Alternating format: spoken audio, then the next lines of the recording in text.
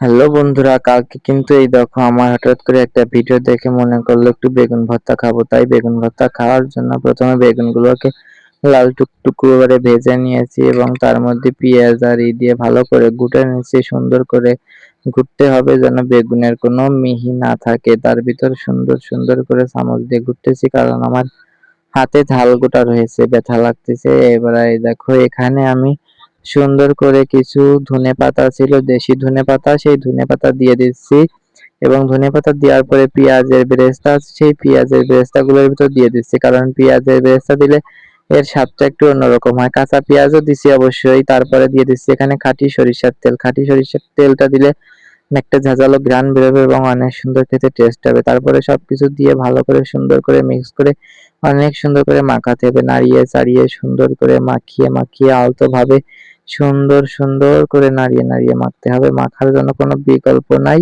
তবে খাওয়ারও কোনো বিকল্প নেই। এভাবে কিছুক্ষণ রেখে দিতে হবে। তারপরে এই দেখো আমার রেডি আমার বেগুনের ভর্তা। এটা খেতে যে এত সুন্দর টেস্ট, এত সুন্দর স্বাদ, তোমরা না খাইলে বুঝবা না। থ্যাংক ইউ বন্ধু, খেয়ে যেও এসে।